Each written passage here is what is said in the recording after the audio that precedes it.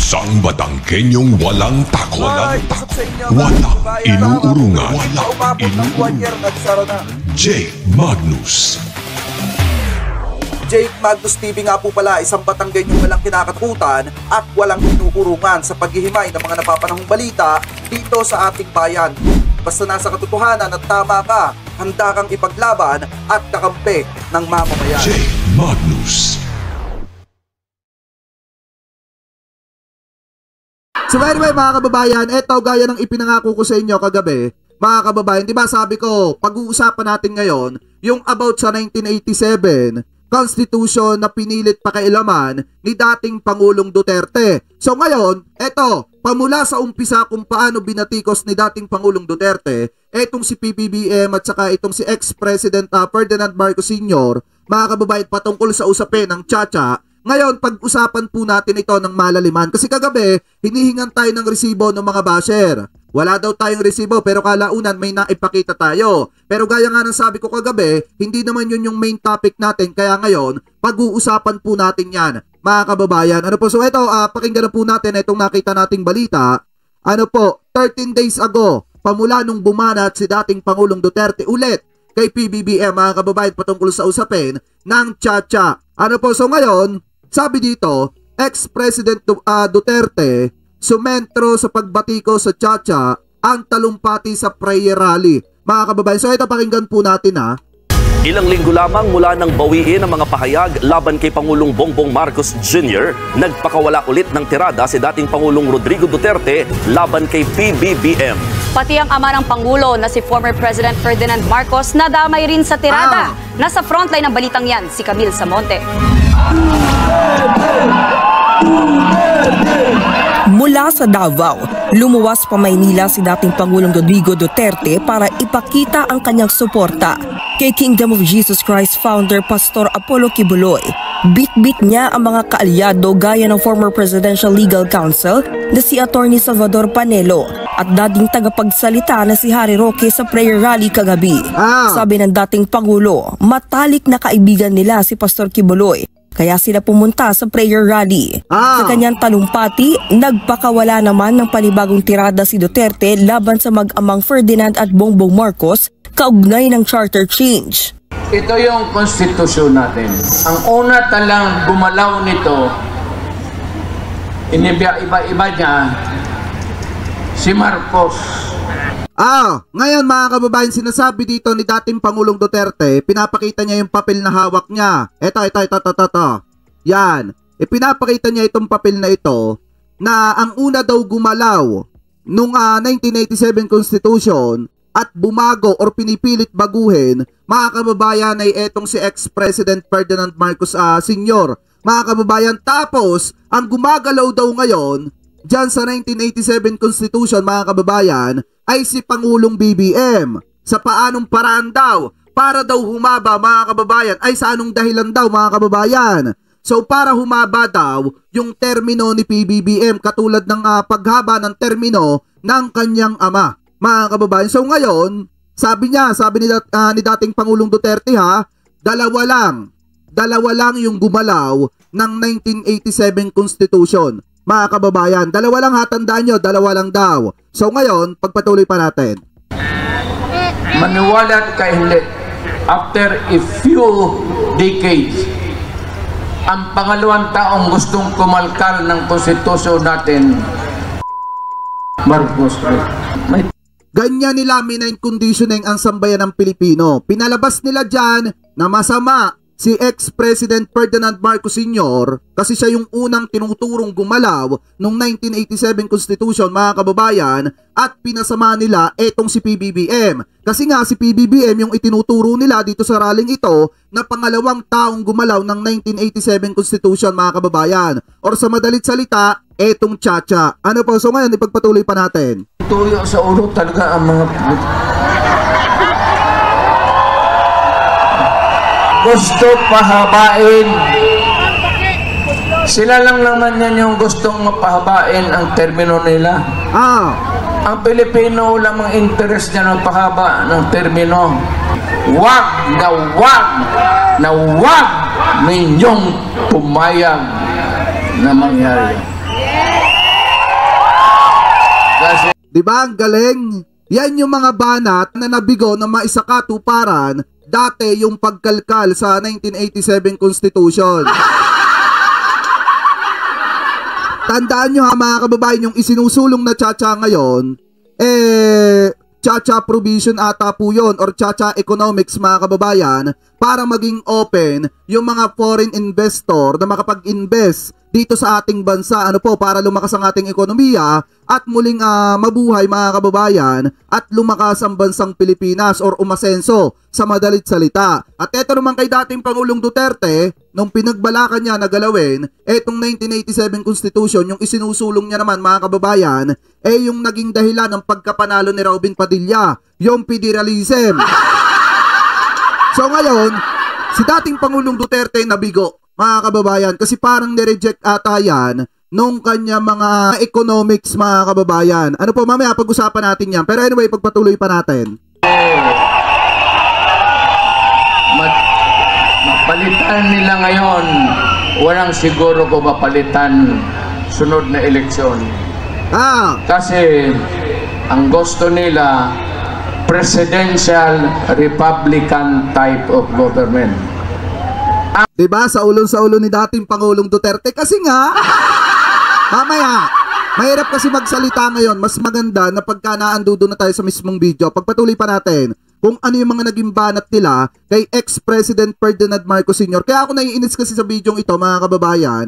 Dito sa puntong ito, dinamay pa nila yung taong nananahimik na ng napakahabang panahon na alam naman natin na napakaganda ng nagawa sa Pilipinas. Pamula sa maliit na budget mga kababayan, tumagal ng 20 years yung kanyang pamumuno at kita naman natin yung iniunlad ng Pilipinas nung panahon ni ex-President Ferdinand Marcos Sr. Mga kababayan, ngayon, ang nakakalungkot lang kasi dito, pwede naman niyang tirahin, pwede niyang i-criticize yung ating presidente sa kasalukuyan. Pero sana naman wag bastusin yung alaala ng ama ni Pangulong BBM. Ano po, etong alaala at nagawa ni dating Pangulong Ferdinand Marcos Sr. sa ating bansa. Ano po, so ngayon ipagpatuloy pa natin. Ang Pilipino, tayong lahat dito, may isang boto para sa presidente. Ngayon, ang gusto nila itong Congress, tutunawin nila, gawain nilang parliament. Giit pa ni Duterte, umalis siya agad matapos niyang manilbihan ng 6 na taon. Kaya naman pag-uudyok niya sa publiko. Basta panahon ng Marcos, napakialaman talaga yung konstitusyon. Pinapahaba yung trabaho. Sabi dito, basta daw panahon ng Marcos, minura pa. Pinapakailaman daw yung 1987 Constitution para daw humaba yung trabaho. Ibig sabihin, sa madalit salita mga kababayan, para humaba daw yung termino. Dahil nga nung panahon, dati ni ex-President Ferdinand Marcos Sr., umabot ng 20 years yung kanyang pamumuno. So ngayon, ang sinasabi ni dating Pangulong Duterte, ganun din yung gustong mangyari ni PBBM. Mga kababayan, so ipagpatuloy pa natin.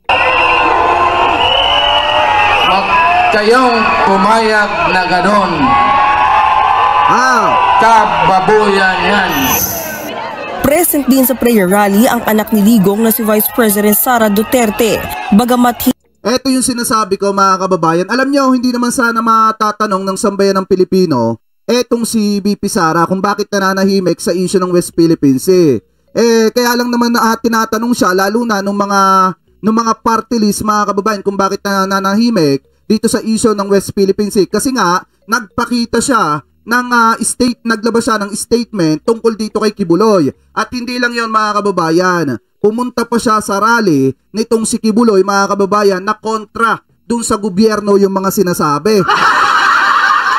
Diba? Sabi ni Lucy Jaramillo, ano yung totoo naman?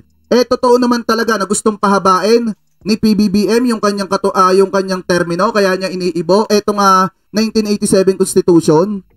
Hindi mo ba natanong sa sarili mo? Eto Ma'am Lucy, kung yun yung tinutukoy mo, hindi mo ba natanong sa sarili mo na baka si dating Pangulong Duterte nag-interest din na humaba yung termino? Kaya gusto niyang ibuin din yung 1987 Constitution? Mamaya ka kasi mag-comment, tapusin mo muna yung video natin. Ipagpatuloy pa natin. hindi siya nagtalumpati. Una na siyang nagpahayag ng suporta sa pastor sa pamamagitan ng isang video message. Sa mga ginagawang pagdinig ay tila pinatawan na ng guilty verdict si Pastor Kibuloy. Yan! O diba? Nasaan yung statement kayo sa West Philippine issue? Bakit kay Kibuloy may statement kayo? Yan yung tanong ng sambayan ng Pilipino ngayon, mga kababayan. Diba sabi ko, hindi natin naano yung si BP Sara. Tayo nagtatanong lang. Hindi natin siya binabatikos. Mga kababayan, kung nagawa nga niyang ipagtanggol etong si Pastor Apollo C. Kibuloy, bakit hindi siya naglalabas or tahimik siya sa issue ng secret deal ng dating administrasyon sa bansang China at dun sa pagwawater cannoning ng China Coast Guard dito sa Unaiza Maypor or Unaiza Maypor, mga kababayan? Bakit tahimik sila sa usaping yan na kung saan may nasugatan na mga kababayan natin Pilipino sa pagwater cannon ng China Coast Guard? Diba? So ngayon, ipagpatuloy pa, sabi dito ni Lucy Jaramillo, walang karapatan na pahabain ni BBM ang kanyang termino. Eto nga, tapusin mo muna yung video bago ka mag-comment, iha. Kahit na nakabatay lamang ang pagdinig na ito sa mga paratang ng mga testigo na nagkukubli ng kanilang katauhan at hindi mapatunayan ang kredibilidad. Marami sa atin ang naniniwala. Kawawa naman yung mga testigo na tumistigo laban kay Pastor Apollo C. Kibuloy. Parang pagkakamali pa. Eto dito sa inilabas na pahayag na ito ni BP Sara, ang dating kasi parang pagkakamali pa nung mga nabiktima na sila ay nabiktima ni Pastor. Di umano, mga kababayan, parang ang may kasalanan pa yung mga itinuturong na biktima at yung mga biktima na naglakas ng loob na humarap sa Senado at magpa-interview ng kanilang masakit na karanasan dito kay Pastor Apollo C. Kibuloy. Ano po, sa ipagpatuloy pa natin, nakakalungkot lang isipin na ang dinaranas ngayon ni Pastor Kibuloy ay isang pandarahas at hindi patas. Bago dumating si Duterte, binatikos na rin ng mga taga-suporta ni Pastor Kibuloy sa prayer rally ang Senado at Kamara. Pinagbibitiw pa nila si Senador Risa Hontiveros na nangunguna sa investigasyon ng Senado. Dapat na rin daw buwagin ng Kamara na nagsasagawa ng hearing tungkol sa mga umuloy paglabag ng SMNI sa kanilang prangkisa. Nagbabalita mula sa Frontline, Camille Samonte. Diba mga kababayan, ito kung titingnan natin nung panahon ng ABS-CBN, tuwan-tuwa sila. Tuwan-tuwa sila nung panahon na itong ABS-CBN ay ginigisa at tinatanggalan ng prangkisa, mga kababayan, dahil nga sa sinasabing hindi pagbabayad ng tax. Tuwan-tuwa sila na ibinabalita yon. Bakit? Dahil nga naman, mga kababayan, alam naman natin kung ano yung personal na galit ni dating Pangulong Duterte sa ABS-CBN dahil do sa kanyang ads na hindi ata na ipalabas. Di umano, mga kababayan. So ngayon, nung dumating na sa punto na SMNI na yung sumasalang at nire-revoke yung prangkisa, mga kababayan, binubuwag nila. Nananawagan sila na buwagin yung kongreso na naghihiring patungkol dito sa SMNI. Ano to? Anong gusto nyong ipalabas sa publiko? Na pagka kayo dapat incentive sa lahat ng bagay? Na pagka kayo dapat wag isa lang sa Senado at walang sa Senado or Kongreso dahil walang karapatan sila na i-hearing kayo? Gusto nyo ba dapat ganon? Nasasaan yung salita na pagiging pantay-pantay kung gusto ninyo na kayo lang yung laging libre. At yung iba, kapag yung iba yung napapasalang, dapat bahala kayo dyan, dapat matanggalan niya ng prangkisa. Or di kaya naman, dapat pagbayaran niyan yung kanyang kasalanan. Contempt ka agad. Pero pagka isang tao na katulad ni Kibuloy or katulad ng SMNI, mga kababayan, dapat kailangan libre o kaya may magandang treatment. Mga kababayan, ganun ba? At parang ang dating, yung mga nagre-reklamo pa ang may kasalanan, wag naman sana ganun.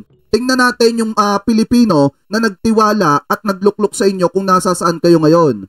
Kung ano yung posisyon na inuupuan ninyo at tinatamasa ninyo, taong bayan po yung nagluklok sa inyo. Kaya nga may kasabihan tayo na dapat ang boss ninyo ang sambayan ng Pilipino.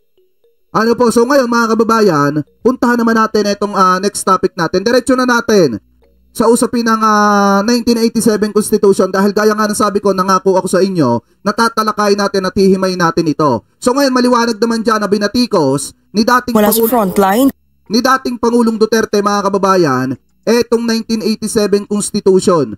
Ano po, na pinapakailaman daw ng unang Marcos at nung pangalawang Marcos. So ang sinasabi dito, dalawang tao lang yung nakialam nung 1987 Constitution na gustong bumago nun. Mga kababayan, base kay dating Pangulong Duterte, may video naman po tayo resibo. So ngayon, punta na agad tayo dito sa next topic pa. Eto. Mamaya na tong isa. Dito muna. Kasi eto, napakita ko na kagabi sa inyo ito, mga kababayan eh. Yan yung isang patunay din. Pero dito muna tayo. Kasi dito mas mahihimay natin kung ilang tao yung nagtangka na ibuin at baguhin yung 1987 Constitution. At dito natin malalaman kung sino nga ba yung isang tao na nagtangkang baguhin yon, mga kababayan. So eto, i-play na natin.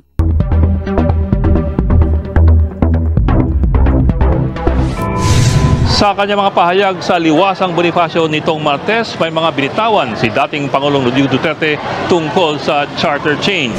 Ang una talang gumalaw nito, iba-iba niya, si Marcos.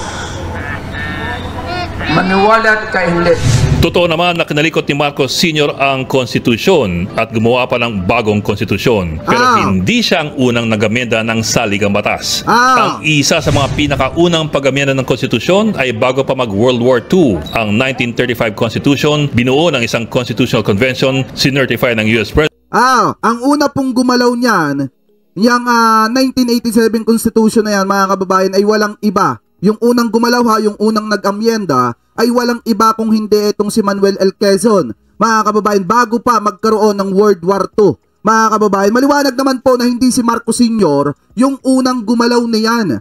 Ang una pong gumalaw niyan ay si Manuel L. Quezon, mga kababayan. Ano po, ipagpatuloy pa natin. Eto, ano to talagang masasabi nating resibo natin yan.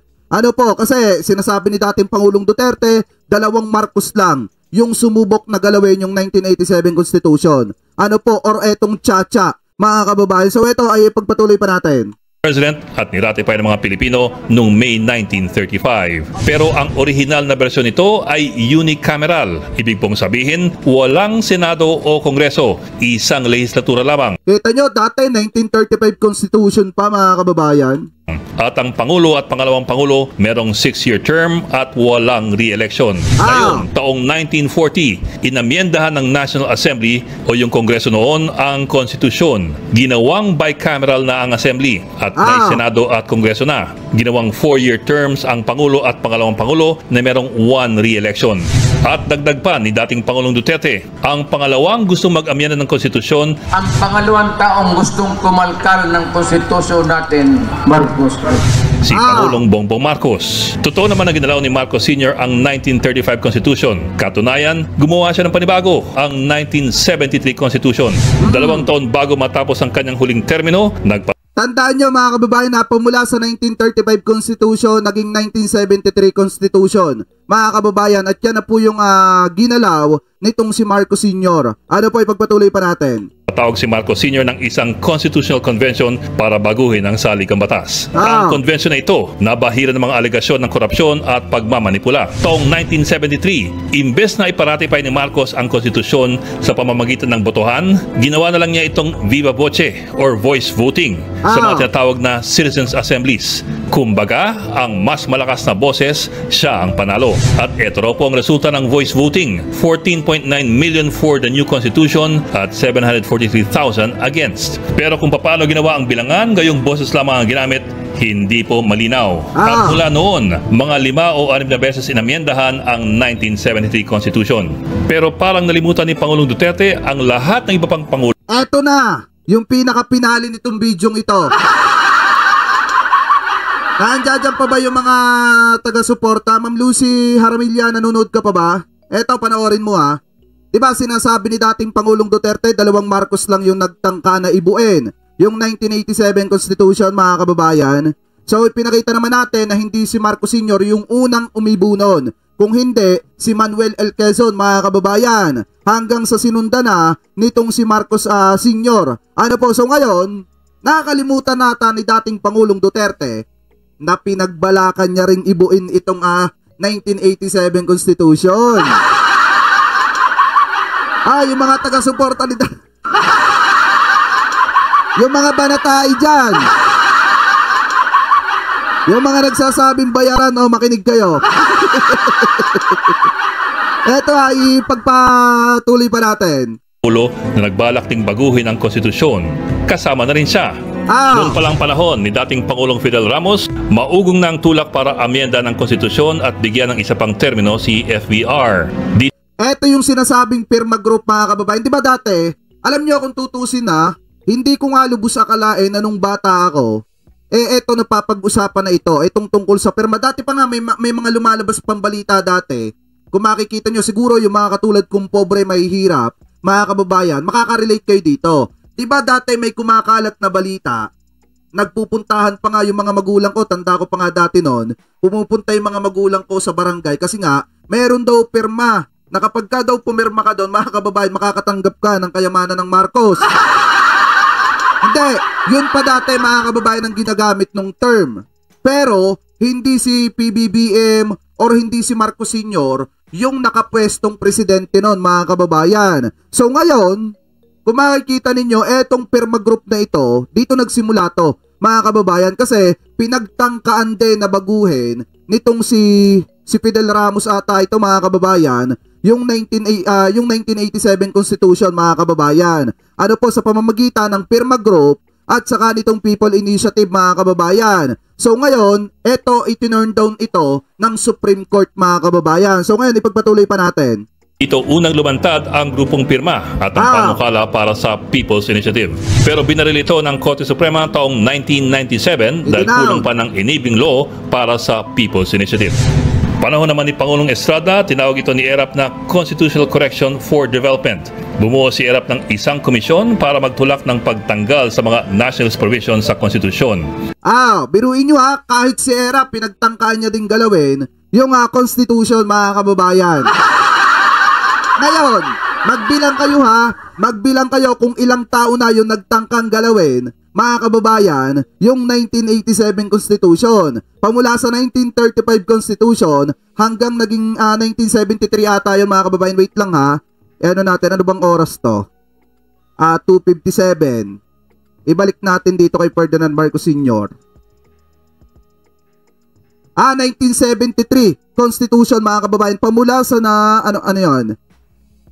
Pamula sa 1935 Constitution hanggang sa 1973 Constitution, mga kababayan, naandito na po tayo sa dito kay ERAP. Pagpatuloy pa natin. Bumuo si ERAP ng isang komisyon para magtulak ng pagtanggal sa mga national provisions sa konstitusyon. Yun lang, napatasik si ERAP matapos ang 2 taon. Panahon naman ni Pangulong Gloria Arroyo, Constituent Assembly naman ang pinag-usapan sa tulong ni Speaker Jose de Venecia. Pero hindi rin ito lumusot sa Korte. Ginalaw din, pinagtangka, bukod kay ERAP, mga kababayan, bukod kay Manuel L. Quezon, ex-President Ferdinand Marcos Sr., at saka kay Fidel Ramos, mga kababayan, tapos dito kay ERAP at saka dito kay Gloria Macapagal Arroyo, pinagtangkaan nilang galawin yung Constitution, mga kababayan. So ngayon, ilang tao na yung gumalaw? Ang dami na, mga kababayan. Taliwas dun sa sinasabi ni dating Pangulong Duterte na 2 Marcos lang yung nagtangkang gumalaw ng 1987 Constitution. Diba? So kung titingnan nyo, mga kababayan, dito pa lang sablay na yung paliwanag ni Digong. Maninira na nga lang sa gobyerno, hindi pa ginalingan. Pagpatuloy pa natin. Suprema. At unang taon pa lamang ni dating Pangulong Duterte, bumuo na agad siya ng komisyon. Ito pinakamasakit, mga kababayan. Pang ilang taon na ba ngayon si PBBM? Pang 2 taon sa pamumuno dito sa Pilipinas, mga kababayan. Pang 2 taon pa lang si PBBM. Pero grabe na kung ilaglag at siraan nila dun sa rally, mga kababayan. Ngayon, etong si dating Pangulong Duterte pala, mga kababayan, pang 1 taon pa lang niya sa pamumuno, talagang pinagtangkaan niya na ibuin yung 1987 Constitution. Biruin nyo pang isang taon ka pa lang na namumuno, gusto mo na agad humaba yung termino mo? Hindi sa inaano natin si dating Pangulong Duterte. Diba ang paliwanag niya, kaya daw iniibo ng mga Marcos yung 1987 Constitution is para humaba yung termino, mga kababayan. Ngayon, inibo din pala ni dating Pangulong Duterte, wala pang isang taon or isang taon pa lang siyang namumuno dito sa ating bansa, mga kababayan. So kung inibo mo yan, na isang taong ka pa lang na namumuno, ibig sabihin nun, gusto mong humaba yung termino mo. Kasi yan yung gusto mong sabihin. At yan yung sinasabi mo sa publiko at dun sa rally na kaya iniibo ng mga Marcos yung 1987 Constitution kasi nga gustong magpahaba ng termino. O kung pinagtangkaan mo pala yan ng wala pang isang taon yung pamumuno mo, ibig sabihin gusto mo ding humaba yung termino mo. Huwag tayo papayag na magpaloko sa mga daddy shit vloggers. Kaya nga, hindi tol. At saka ito, Direk Freddy, wala sa kanilang nagtatalakay nitong 1987 Constitution kasi nga, hindi nila kayang talakayin yan. Kasi pag tinalakay nila yan, dito pa lang butas na sila. Diba? So ipagpatuloy pa natin. Bumuo na agad siya ng komisyon para amyendan ang konstitusyon at gawing federal ang form of government ng Pilipinas. Malayo rin ang naabot ang sa kanya naman, mga kababayan, yung ipinupush naman nitong si dating Pangulong Duterte nung pinagtangkaan niya na galawin etong 1987 Constitution ay etong nagpapanalo kay Robin Padilla. Ano po, dahil biruin nyo, isigaw mo ba naman, isusulong mo yung federalism, natural, lahat ng tao magugulat, iboboto ka bilang number 1 senator. Ngayon, ang tanong ng sambayan ng Pilipino, nasaan na yung sinasabi ni Senator Robin Padilla na isusulong niya, mga kababayan, yung federalism? Nasaan na yung pangako ng sambayan ng Pilipino na federalism? Pangako sa sambayan ng Pilipino? Nasaan na yung pangako ni Senator Robin Padilla? Nga.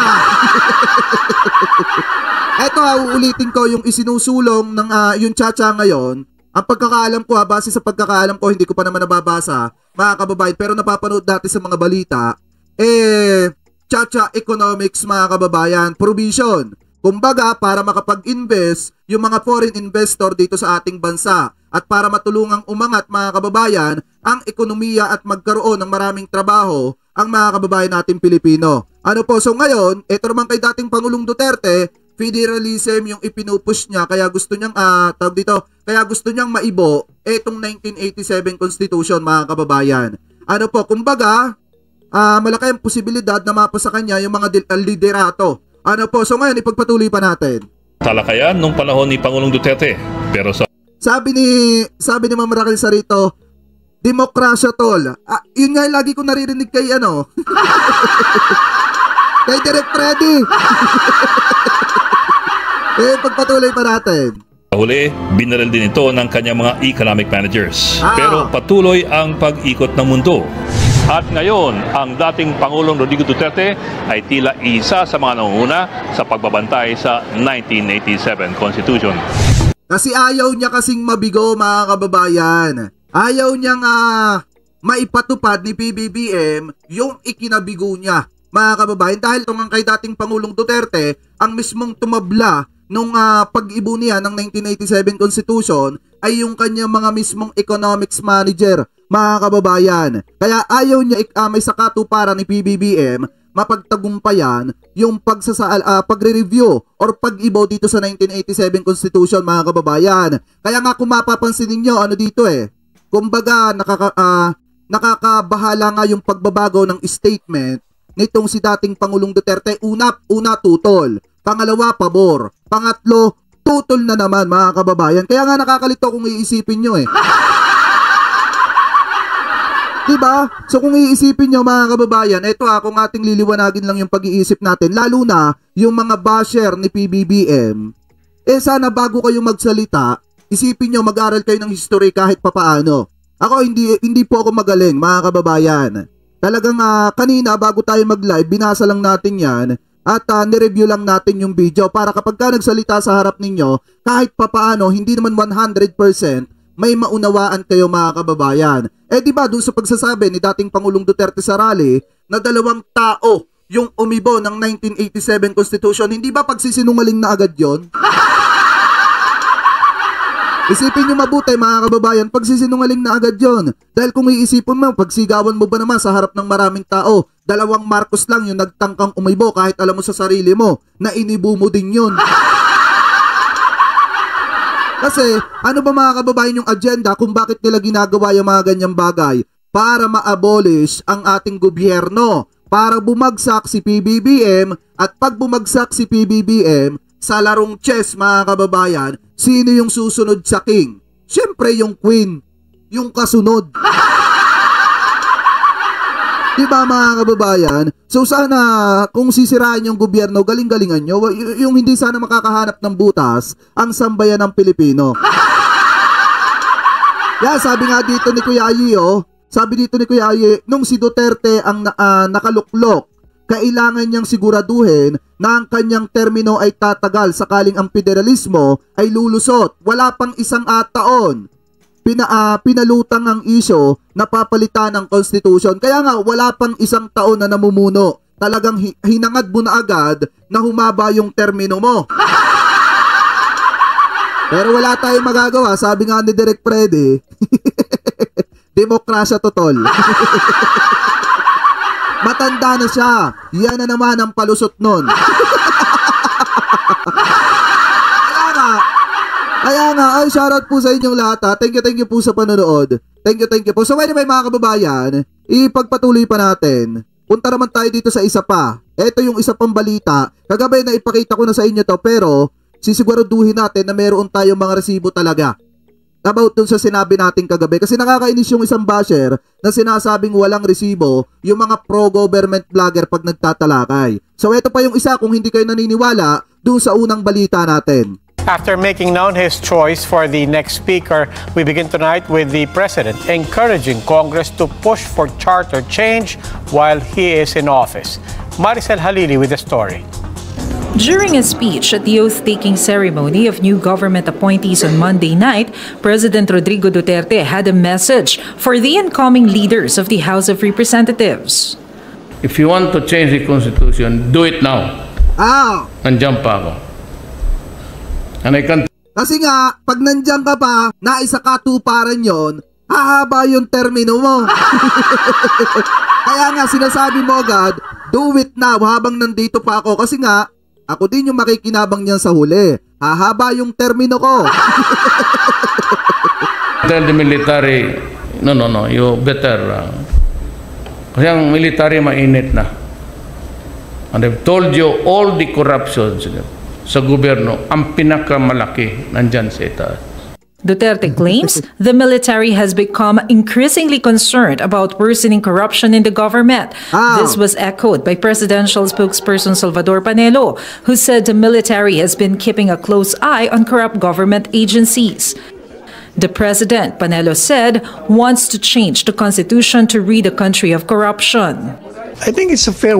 Pero inyo mga kababayan, para lang may sakatuparan yung kanilang gustong mangyari na maibo yung 1987 Constitution, ang dahilan nila matindi na yung corruption sa bansa. Bang napapakiusapan ko pa yung armed forces na irespeto nyo. But for Senator Ping Lacson, what the president wants to happen won't be that easy.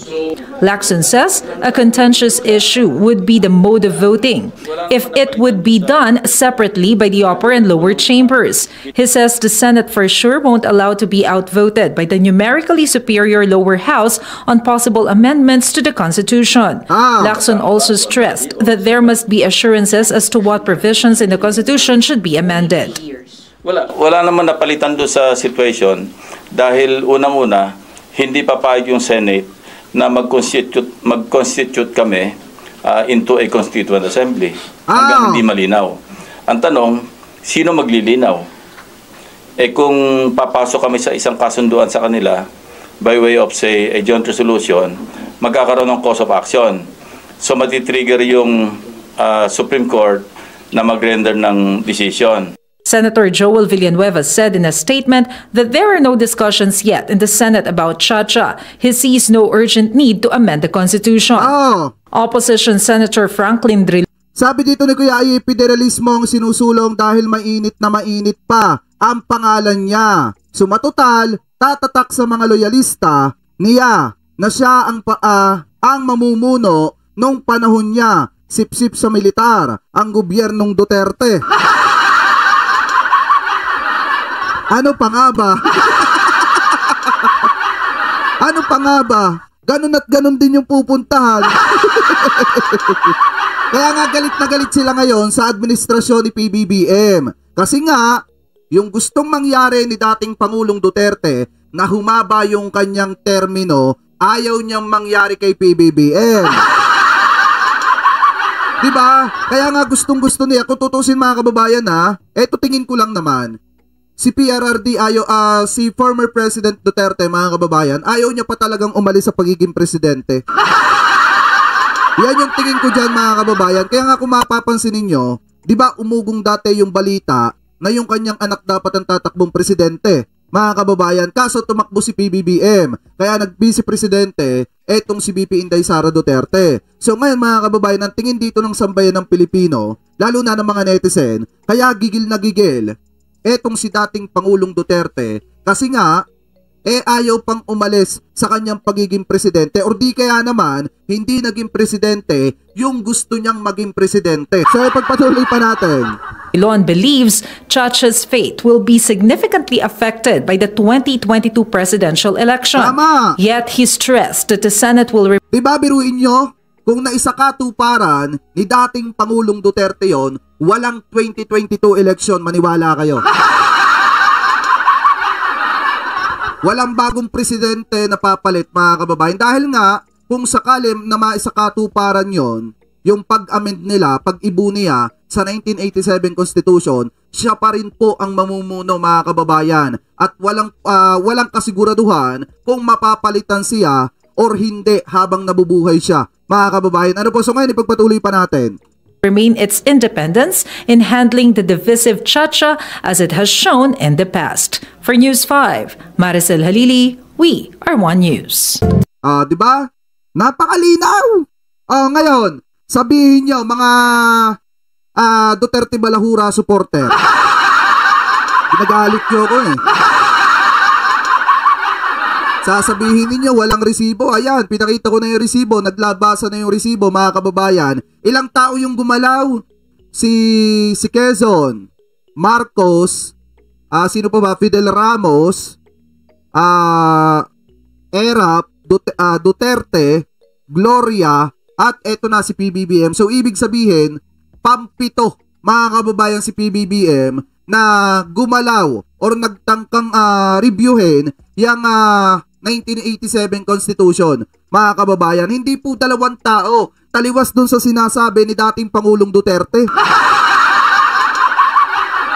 Diba? Hindi taliwas na taliwas mga kababayan. Kung titingnan nyo po, napakalaking kasinungalingan yung mga sinabi nila dun sa rally. Yung about sa pagpapahaba ng termino. Kung ikaw pala, una kang gumalaw nun at nabigo ka lang, ibig sabihin, ikaw ang unang naghangad na humaba yung termino mo. Diba mga kababayan? Sa totoo lang kasi tayo. Alam nyo, itong pagtatalakay natin kahit mahirap, pinilit nating ilusot. Kasi nga, gusto natin na ipamuka, ipakita sa sambayan ng Pilipino na yung mga pro-government vlogger mga kababayan, since tayo dumidepensa lang, sumasalag lang dun sa mga isyong ibinabato nila sa ating gobyerno, dapat bigyan din natin ng makatotohanang balita yung mga kababayan nating Pilipino. Kasi biruin nyo ang tingin ng mga Duterte supporter, hindi ginalaw ni dating Pangulong Duterte yung 1987 Constitution mga kababayan.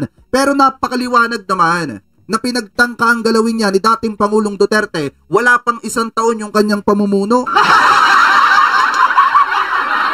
Diba mga kababayan? So maliwanag naman na hindi ang dalawang Marcos yung unang nagtangka at huling nagtangka na galawin unang nagtangka na galawin yung 1987 Constitution na yan. Mga kababayan, kung hindi, napakarami at umabot pa sa 7 yung nagtangka na galawin yan. Ano po, maliwanag po na nasa tama lang tayo o totoo lang yung sinasabi natin dito. Ano po, so anyway mga kababayan, sabi dito ni Ulan ako, nung panahon ni Diggs, gusto niya ang Chacha, ngayon allows na siya, ayaw na. Bakit kaya? Kasi nga ayaw niya na magtagumpay si PBBM, mga kababayan, na maisakatuparan, maipasatupad, ma-amend etong Chacha Economics, mga kababayan, na makakatulong ng malaki para umunlad ang bansang Pilipinas at tumatak muli sa sambayan ng Pilipino yung pangalan na Marcos na naging dahilan ng pag-unlad ng bansang Pilipinas, mga kababayan. So by the way, kayo ano pong opinion ninyo hingil po dito sa 1987 Constitution? Sabi dito ni